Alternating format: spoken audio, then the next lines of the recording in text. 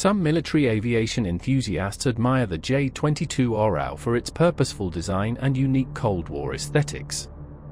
Casual observers, especially those used to sleek, futuristic fighters, might see it as less striking. Overall, it remains a practical and distinctive jet, especially for those who appreciate the character of Cold War strike aircraft. The Cold War shaped nations in many different ways. For Yugoslavia, a country that stood between NATO and the Warsaw Pact, the pressure to remain independent was immense. Yugoslavia was not aligned with the East or the West. It relied on its own industry, its own military planning, and its own ability to build the weapons that would protect its skies. By the late 1960s, Yugoslav military planners understood a growing reality. The world was moving toward fast reaction forces, precision bombing, and low-altitude strike capability. Their current aircraft, mainly older jet designs, were no longer enough. Yugoslavia needed a modern attack aircraft. Something that could fly low, survive heavy fire, deliver bombs with accuracy, and operate from short runways or improvised strips in the mountains. But Yugoslavia was not alone in this need. Romania, another country navigating the complicated politics of the Cold War, sought the same kind of aircraft. A strike jet that was affordable, rugged, easy to maintain, and powerful enough to deter aggression. This unusual alignment of needs led to one of the most interesting collaborations in aviation history. Yugoslavia and Romania agreed to build a new aircraft together. A jet that would reflect their shared strategic concerns. A jet that would stand as a symbol of independence from both superpower blocs. That aircraft would become the Soko J-22 Orao, meaning eagle, a name chosen to inspire confidence, resilience, and strength. It would be built in both countries. It was a political statement, a declaration of industrial capability, and a commitment to defend the skies on their own terms.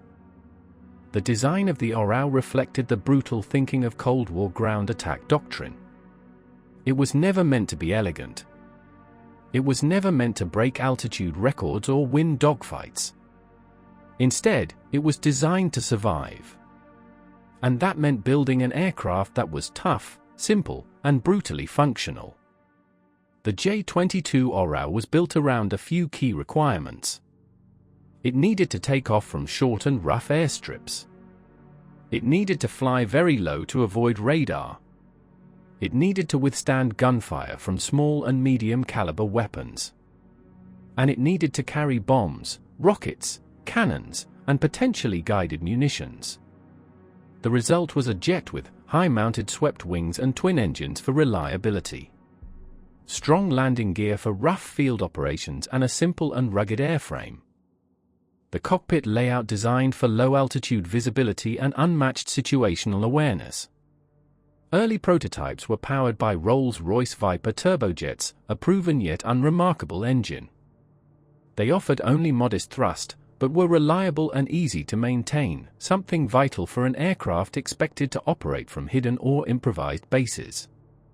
The Orao did not have afterburners in its early versions. That meant it could not break the sound barrier in level flight. But low-altitude missions did not demand Mach 1 performance. They demanded stability, toughness, and control during fast terrain-hugging flight. In this role, the Orao excelled. It was incredibly stable at low altitude. It was comfortable for the pilot.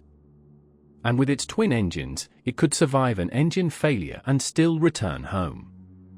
For countries with mountains, forests, and complex geography, this was a powerful advantage. One of the most unusual facts about the J-22 Orao is that it was built in two slightly different versions. Yugoslavia built the Orao, and Romania built its own version called the IAR-93.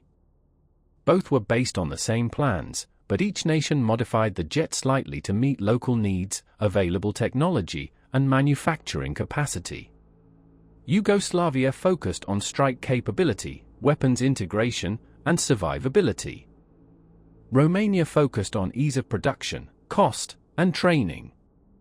Together, the two nations tested prototypes, refined the airframe, and prepared the jet for service. And in 1974, the first Orao took flight. It was not the fastest aircraft of its time, it was not very advanced, but it was theirs. Built by their hands, flown under their flags, and maintained by their own nations. This independence was priceless. The J-22 Orao entered Yugoslav service in 1981. It immediately filled a role that the country lacked.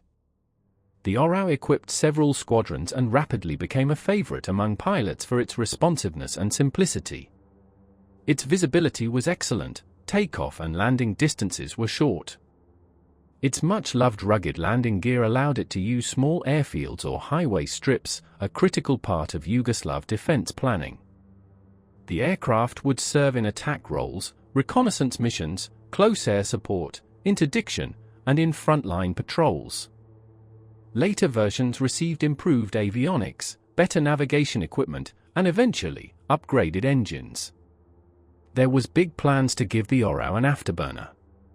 This would allow it to break the sound barrier in level flight. And in 1984, a Yugoslav test aircraft achieved Mach 1.04, proving the concept. But political and economic difficulties prevented the large-scale adoption of the upgraded powerplant. The Orao would remain a subsonic strike aircraft for most of its life. The breakup of Yugoslavia in the 1990s threw the region into conflict.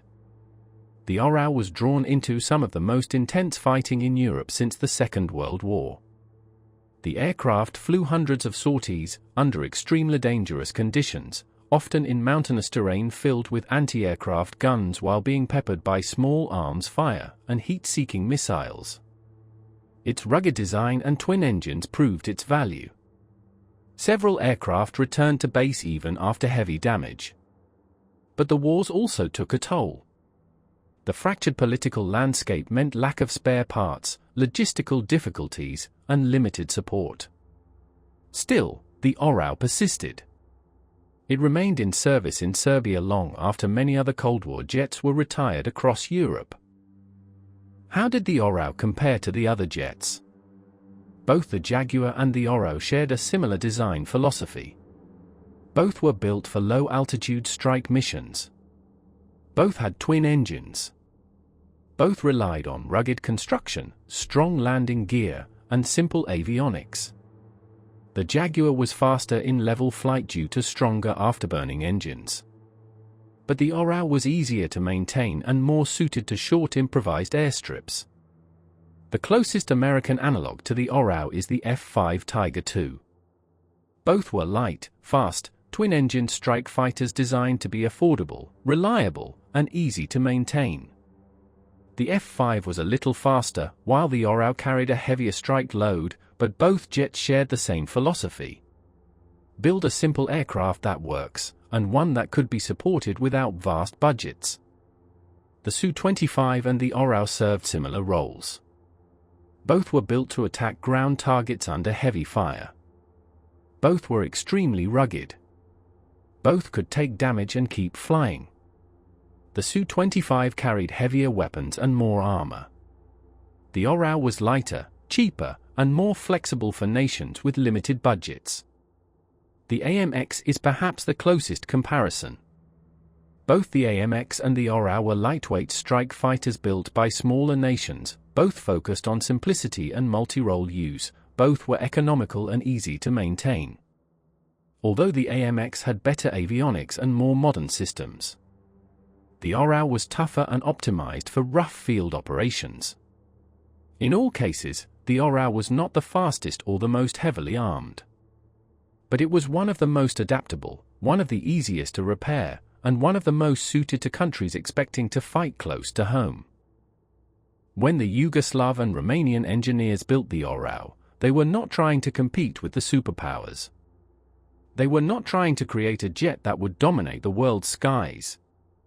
They were building an aircraft that matched their environment, their budget, and their military doctrine. This gave the Orao a very unique character.